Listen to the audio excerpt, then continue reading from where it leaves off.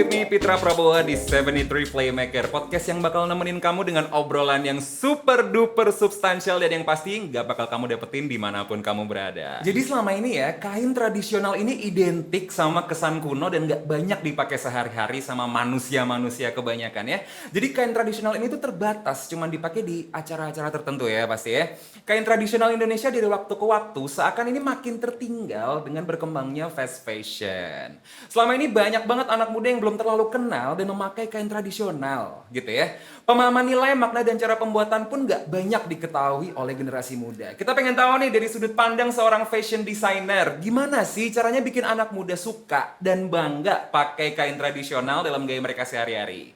73 Playmaker episode kali ini bakal mengundang salah satu fashion designer lokal dari Semarang ya, yang udah berkarir di kancah fashion nasional maupun internasional. Please welcome Agit Derta. Halo. Bisa dikenalin mungkin? Oke. Iya. Nama aku Agit Derta. Mhm. Fashion designer. Ya. Tapi lebih untuk baju-baju ready to wear. Anak-anak sama wanita. Oke. Gitu. Boleh tahu nggak Mas Agit ini nih udah sejak kapan berkarir di fashion industry? Oke. Aku sudah dari tahun 2016 akhir. Tahun 2016 akhir itu kebetulan lulus sekolah fashion.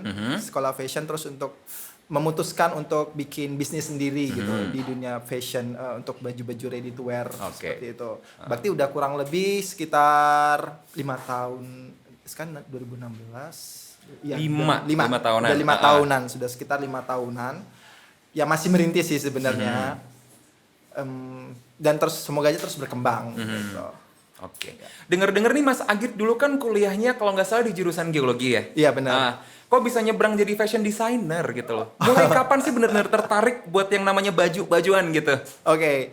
Kalau untuk tertarik di dunia fashion itu sebenarnya waktu aku masih kerja di geologi, waktu itu kerja di Jakarta. Oke.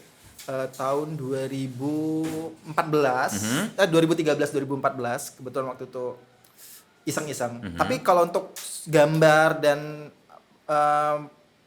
mencari tahu tentang fashion itu sebenarnya udah lama sih. Aku suka gambar tuh dari kecil sebenarnya gitu kan. Cuma kebetulan orang tua kan nggak pengen anaknya masuk di dunia yang fashion gitu, tapi lebih pengen bekerja di kayak kantoran kayak gitu kan. Make sense sih, semua orang tuh kayak gitu. Iya benar. Apalagi orang tuh pengen kerja di PNS gitu kan. Tapi memang kayaknya passionnya nggak di situ gitu. Sempat kerja sekitar kurang lebih dari tahun 2010 sampai 2015 di geologi. Banyak sih pengalamannya, tapi akhirnya memutuskan untuk terjun di dunia fashion itu tahun 2016 gitu kan. Berani mengambil keputusan sih. Kayak sebenarnya itu berat sebenarnya awalnya, tapi daripada kerja nggak sesuai dengan passion ya kan. Beban jatuhnya iya, kan. Walaupun mungkin uangnya lebih banyak, tapi bekerja sendiri itu kayaknya lebih seru sih, lebih tertantang gitu. Apalagi sesuai dengan passion gitu. Gitu. Apa sih yang bikin Mas Agit nih lebih yakin untuk akhirnya ninggalin dunia karir, dunia kantoran ya, buat beralih ke kerja sendiri? Yang bikin yakin tuh kayak gimana? Yang bikin yakin waktu itu karena waktu pas tahun 2014 itu di dunia geologi itu pas masa-masa resisi batubara ya kan, yang batubara harganya turun anjlok, terus berani ngambil keputusan kayaknya ini agak susah ya gitu. Gimana kalau nggak berbisnis aja sih gitu, apalagi yang berbisnis sesuai dengan passion kita gitu kan. Ya udah akhirnya sekalian aja waktu itu langsung memberanikan diri gitu. Walaupun awalnya orang tua menentang sih, menentang untuk itu, tapi aku menunjukkan kalau aku pilihanku tuh nggak salah gitu. Ya dengan banyak ngikutin apa ya, kayak waktu awal tuh ikutin lomba segala macam, menang segala macam, pergi ke luar negeri kayak gitu. Terus akhirnya orang tua ya sudah menerima itu sih, kayak oke, mungkin memang itu jalannya sih. Oke. Kan kita tahu sendiri Mas Agit ini kan fashionnya lebih ke arah yang heritage ya, ketimbang yang very very modern gitu. Iya Sebenarnya aku lebih ke modern sih. Oh. Yes. Kalau untuk heritage itu untuk baru-baru ini aja sih. Untuk mengolah kain tradisional ya, terutama ya kan sesuai dengan tema sekarang ini kan. Aku sudah ada beberapa koleksi yang menggunakan kain tradisional, tapi tidak semua koleksi aku menggunakan kain tradisional sih. Jadi heritage dipaduin sama desain yang lebih modern gitu kan intinya ya? Benar-benar. Yang sebisa mungkin anak muda itu masih bisa menerima gitu. Kan kalau kesan baju-baju apa ya, yang heritage, yang batik walaupun ataupun tenun itu kan kesannya old gitu Iya, kan, kesannya kayak that's so yesterday yes, gitu nggak sih? ya. Nah ya itu sebenarnya juga PR seorang fashion designer sih, gimana caranya bikin baju yang tadinya terlihat old tapi anak muda mau pakai gitu. Oke. Yes. Ya mungkin dengan cara apa ya, memperbarui gaya style yang mengikuti anak muda banget gitu. Mungkin dengan penggunaan jaket, terus mungkin crop top, tapi tetap dengan ada kain tradisionalnya seperti itu. Ngikutin bentuk-bentuk yang ada di pasar gitu ya? Iya. Oke. Nah, Inspirasi dari desain-desain bajunya Mas Agit ini dari mana sih biasanya? Mungkin ada referensi khusus atau mungkin ada ada panutannya mungkin ya? panutan news ya kan kalau untuk fashion designer lokal itu aku siapa ya? Mungkin pernah dengar Kang Deden Siswanto, mungkin nggak kenal ya. Pernah denger sih? Pernah dengar ya? Dia desainer dari Bandung. Dia bajunya tuh tradisional. Maksudnya penggunaan bahannya tradisional, tapi dia mix and match bahannya itu bagus gitu. Kan kadang ada orang yang ketika mix and match baju-baju atau kain-kain tradisional tuh jatuhnya ngalah norak ya kan. Nah, tapi kalau dia itu pintar banget untuk mix and match gitu. Nah, yang kayak gitu-gitu tuh bisa jadi kayak muse aku, panduan aku kayak kayaknya kain ini bagus dipasangin dengan ini nih kayak gitu. Ya kayak gitu sih. Terus ya seperti itu sih. Kalau untuk luar aku mungkin lebih ke siapa ya? Keluar itu Alexander McQueen. mungkin stylenya Alexander McQueen. Aku lebih senang yang Extravagant gitu ya. Sebenarnya nggak extravaganza juga sih. Yang kalau yang Alexander McQueen yang sekarang itu lebih ready to wear tapi masih tetap ada ciri khasnya Alexander McQueen sih. Ini kan potongannya yang very edgy gitu ya. Iya.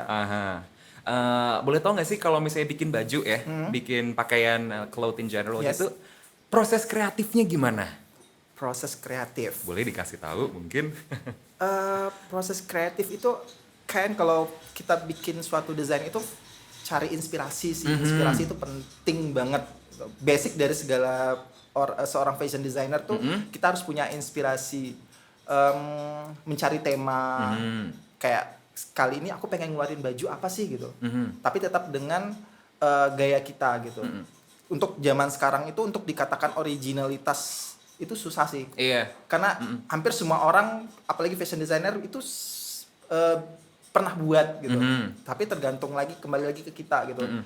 Mampu nggak kita merubah sesuatu yang udah dibuat orang itu menjadi sesuatu yang nggak biasa gitu. Iya, ya bikin jadi trademark gitu kan Yes, kayak gitu sih. Banyak sih kalau untuk inspirasi tuh aku bisa dapat dari mana aja sih kayak gitu. Bisa aku searching di Google atau bisa dari majalah atau dari sekitar kita aja lah gitu. Kayak apalagi kayak koleksi aku yang untuk anak-anak. Waktu aku fashion show itu aku bikin berapa kali terinspirasi dari pernah terinspirasi dari festival bunga di Tomohon. Terus juga terinspirasi dari anak-anak gitu, anak-anak yang suka main, suka bereksplorasi, berpetualang gitu. Itu tuh bisa juga jadi yang kayak very inspirasi. active gitu ya. Sangat atraktif gitu. Tapi tetap dengan menggunakan ada sentuhan Indonesianya gitu. Seperti itu sih. Oke. Kan ngomongin lagi soal COVID ya. Yes. COVID ini kan semua nggak cuman yang F&B, nggak cuman yang kerja kantoran, itu kan semua terkena dampaknya ya. Benar. Kalau dari fashion designer sendiri tuh ada nggak sih kira-kira dampak yang benar-benar substansial yang bikin kayak what gitu loh? Pasti banget sih. Apalagi pakaian memang primer ya kan. Tapi kan untuk fashion designer, apalagi kalau yang ready to wear deluxe istilahnya, yang bajunya itu nggak biasa, itu pasti kena banget. Soalnya orang mikir untuk beli baju, ngapain beli baju yang aneh-aneh sih untuk di masa yang seperti sekarang. Apalagi ya kan? semua orang tend to stay at home ya. Yes, paling orang beli baju yang benar-benar ready to wear yang nyaman dipakai gitu kan. Nah, itu pasti kena banget sih untuk fashion designer. Ya, yang bajunya tuh bukan baju pada umumnya lah ya gitu. Pasti kena banget, kerasa sih. Tapi how to survive ya macam-macam sih. Ada teman aku yang contohnya teman aku yang dia kerja bikin usaha lain kayak gitu. Kalau aku mungkin bertahan dengan bisa aku ngajar. Aku kan kebetulan juga sebagai pengajar untuk fashion design sih kayak gitu. Jadi mentor ya? Yes. Iya. Fashion design gambar kayak gitu. Masih ada keahlian yang bisa diandalkan lah gitu selain itu gitu. Walaupun sekarang fokus bajuku juga di made by order juga ada kayak gitu sih. How to survive. Berarti bikin kebaya-kebaya juga dong ya? Kalau kebaya aku beda sih. Kebaya itu aku lebih ke baju-baju kalau beberapa untuk show. Kayak ada permintaan orang bikin untuk nyanyi, bikin baju. Tapi aku bukan baju kebaya sih, bukan khusus baju kebaya. Oke. Gitu. Oke, balik lagi ke ngomongin soal fashion ya. Yap. Tren desain fashion di Indonesia sekarang ini yang rame tuh kayak gimana? Mungkin buat kita orang awam yang emang gak terlalu ngikutin fashion ya, maybe ya. Bisa dikasih tahu. Kalau sekarang itu apalagi setelah COVID ini orang lebih cari yang namanya kenyamanan gitu. Bikin baju yang nyaman, yang bisa dipakai segala kondisi sih sebenarnya. Segala Panas, dingin, hujan. Enggak juga, maksudnya tuh untuk stay di rumah atau untuk pergi keluar kayak gitu.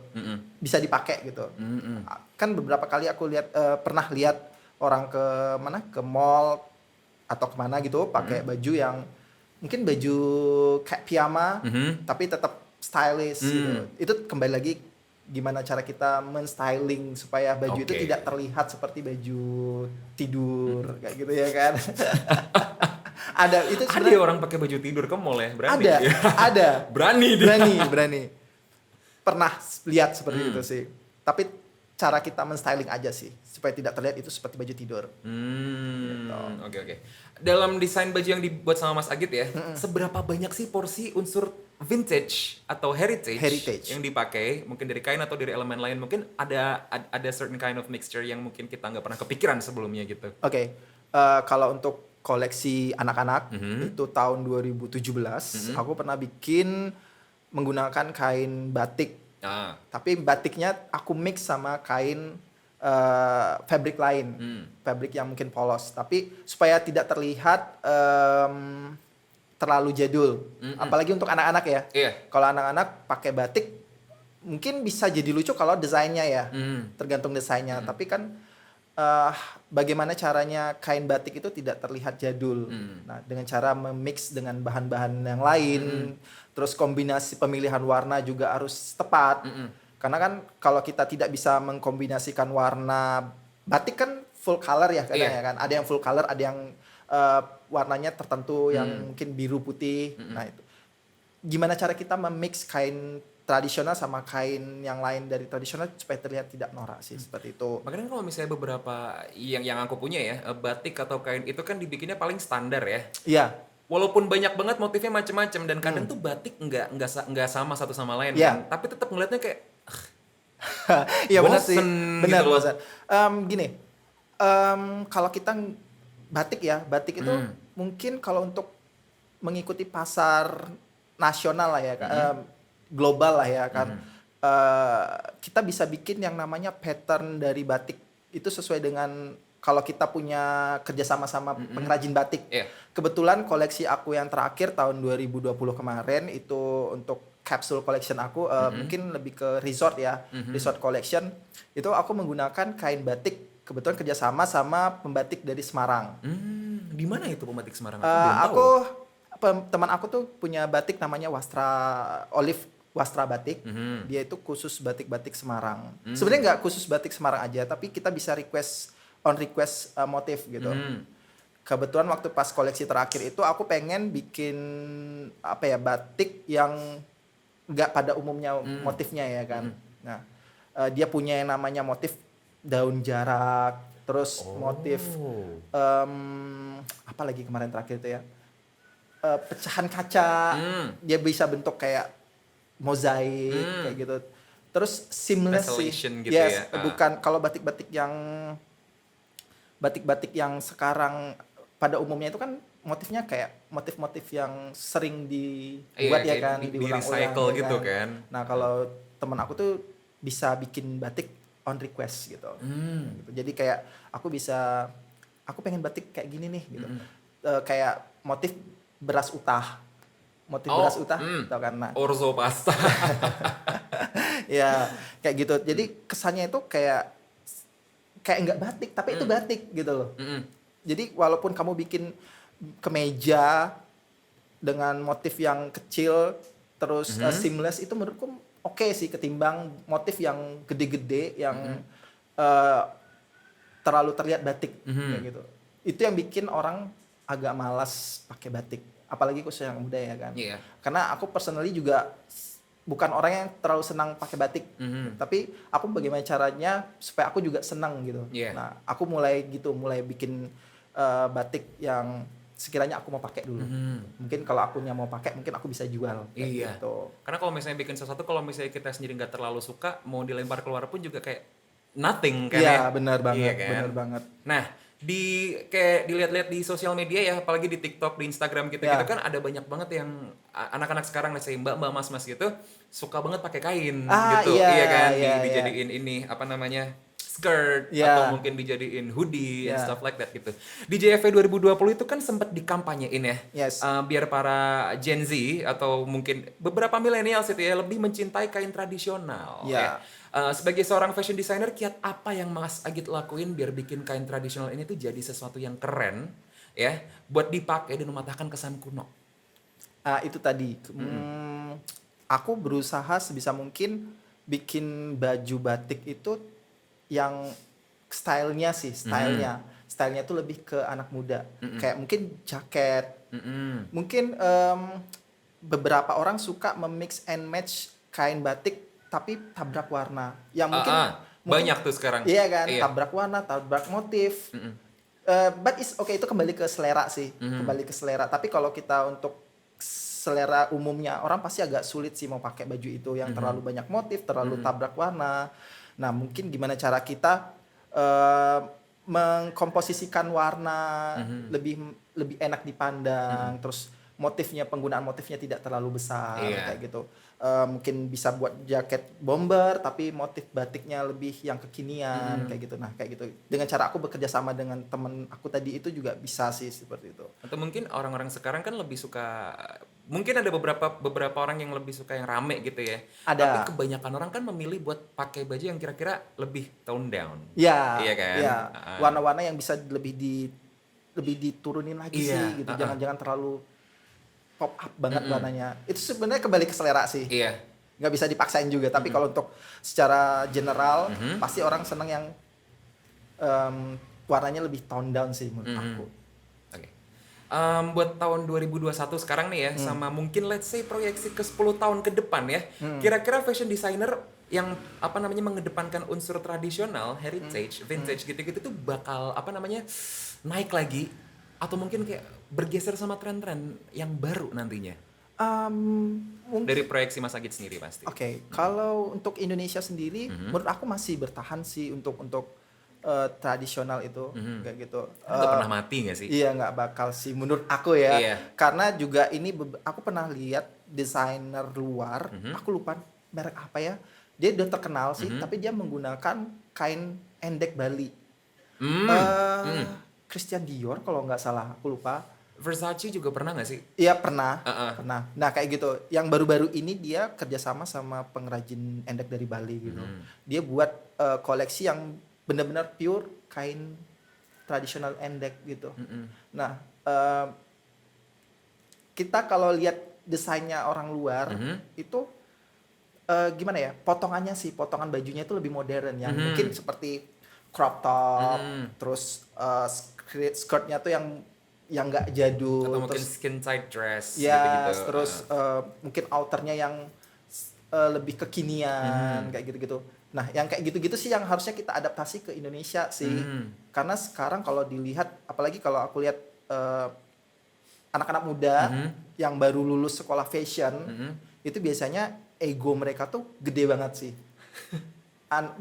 Bener gede banget kalau anak-anak fashion pertama kali lulus itu pasti bikin batik nih, batik dicacah-cacah, ngerti nggak sih? Dicacah kayak dipotong, potong tempel, tangan sebelah sini warnanya beda, sebelah sini warnanya beda, sini motifnya beda. Sebenarnya itu is okay, itu selera. Tapi kalau untuk kita lihat ke pasar itu agak susah. Iya. Gitu. Karena terlalu ini nggak sih, terlalu Iya benar. Aku selalu melihat itu. Jadi waktu aku ngajar di Susan, itu aku selalu mengingatkan ke teman-teman ya, atau yang ikut belajar di kelas aku, sebisa mungkin kalau mau pakai kain tradisional itu sebisa mungkin jangan terlalu banyak memix and match motif yang sekiranya itu nggak bisa kita mix gitu. Ngerti nggak sih? Kayak ada orang yang pintar, ada teman aku dia pintar nge-mix bahan, bisa nge-mix motif, tapi jadinya bagus. Tapi kan sense of orang-orangnya beda-beda ya. Iya. Kayak mereka baru baru, tapi mereka comot sana comot sini bentuk, tapi jatuhnya kan malah amburadul. Iya gitu, amburadul kayak malah nggak enak dilihat gitu. Nah sebisa mungkin kalau mau pakai batik ya full aja batik gitu, tapi mungkin bermain di motifnya yang lebih kecil, yang seamless kayak gitu. Atau mungkin lebih tone down gitu ya. Ya kayak, warnanya lebih tone down. Mungkin bahannya yang lebih ditonjolin mungkin atau gimana. Benar, batik tuh bisa dari bludru nggak sih? Aku tuh. Kenapa? Batik tuh bisa pakai bludru nggak sih? Aku belum pernah nemu sih. Tapi kalau yang sering aku pakai itu katun, terus rayon, terus silk ada. Pengrajin yang teman aku tuh pernah bikin batik yang dari silk, kayak gitu. Tapi kalau bludru aku belum pernah lihat sih. Kayak susah juga mungkin ya, di gambarnya mungkin nggak bisa hancur ntar kalau misalnya kena air panas. Mungkin ya ada bahan-bahan spesifik tertentu sih kalau untuk pembatik gitu. Mungkin bahan yang bisa nyerap. Mungkin kalau untuk sintetik kayaknya nggak bisa deh. Kenapa tuh? Polyester. Polyester, kan bahan yang bahan dasarnya polyester, mungkin dia tidak bisa nyerap pewarna dari batik gitu, mungkin tertentu. Polyester, nilon juga mungkin ya. Mungkin dia lebih ke yang benar-benar katun gitu, benar-benar yang alam. Itu mungkin baru bisa untuk digambar. Untuk mungkin penyerapan pewarnanya kali ya, yang tergantung bahannya sih. IPA sekali ya. Ya. Kalau buat Mas Agit sendiri nih, bakal ada upcoming project nggak sih deket-deket ini? Ada. Apa tuh? Kebetulan sebenarnya rencananya itu aku fashion show untuk baju anak-anak itu bulan Januari kemarin di Jakarta tanggal 16 harusnya. Cuma karena PSBB ya kan, akhirnya diundur jadi bulan Maret. Besok dong berarti ya? Iya, akhir Maret sih rencana. Itu di Jakarta sih. Aku mau ngeluarin koleksi baju anak-anak terbaru. Tapi kebetulan untuk baju anak-anak yang ini aku tidak menggunakan kain tradisional. Tapi aku mengangkat cerita tentang anak-anak tradisionalnya. Gitu. Ada cerita-cerita anak gitu. Folklore, folktale. Ya, itu nanti adalah setelah rilis kali. Setelah keluar baru aku kasih judul segala macam kayak gitu. Kan bakal rilis yang buat anak-anak nih. Ya. Kalau buat yang dewasa kapan, Bang? Kalau untuk yang dewasa, aku terakhir baru kemarin sih, jadi belum ada rencana sih. Tapi mungkin pertengahan tahun sih. Pertengahan tahun ini ya? Iya, pertengahan tahun ini aku ngeluarin untuk baju dewasa. Tapi lebih ke aku handmade sih, kayak gambar gitu. Untuk kayak jaketku ini kan aku gambar sendiri gitu. Nah aku pengen ngeluarin yang season keduanya gitu. Tapi mungkin di combine juga bisa aja sih aku combine dengan batik atau kain tradisional lain sih gitu. Kan tadi sempat bicara soal Mas Agit ini keluar dari pekerjaan lamanya, terus akhirnya memutuskan buat go fully head first with it. Yes. Iya kan? Mungkin ada pesan-pesan nggak sih buat orang-orang di luar sana yang kepikiran buat kayak, kerja apaan sih gitu? Mending bikin sendiri gitu kan? Ada nggak sih mungkin kiat-kiat khusus atau mungkin pesan-pesan atau mungkin kayak jangan sama sekali? Mungkin lebih ke mantapkan niat dulu sih. Kayak kamu yakin nggak sih gitu? Kalau kamu nggak yakin, mending nggak usah. Iya. Gitu. Karena kalau setengah-setengah sayang kitanya juga sih. Maksudnya percuma gitu. Kalau setengah-setengah kayak nggak jadi gitu.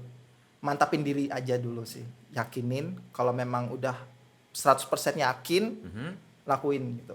Tapi yang pasti harus 100% fokus gitu. Kayak gitu sih kalau aku. Ada pesan-pesan, kesan-kesan buat orang-orang yang mungkin kayaknya harus beli baju di saya gitu.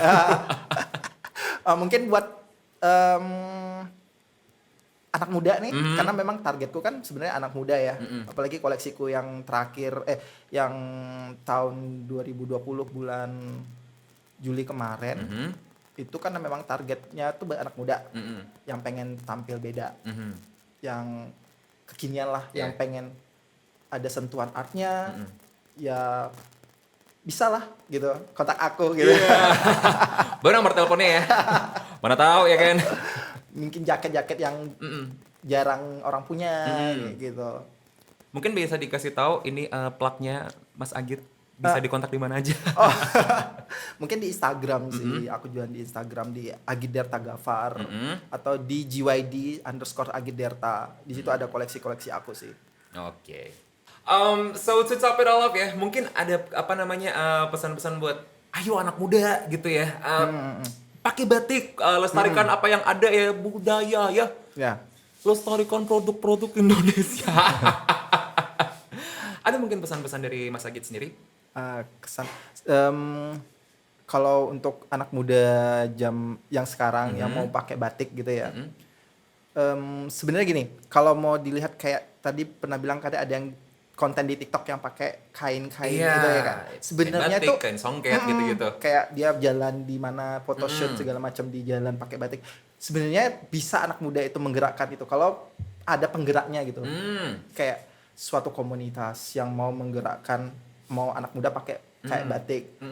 Jadi ini tuh suatu tren gitu. Itu bisa banget sih. Asal konsisten anak-anak mudanya. Tapi kan kadang anak muda tuh cuma sekedar ikut-ikutan aja gitu. Ya enggak sih? Jeleknya kayak gitu sih. Iya kan? Kayak ya udah habis itu nggak pakai lagi gitu karena dia cuma pengen buat konten doang gitu.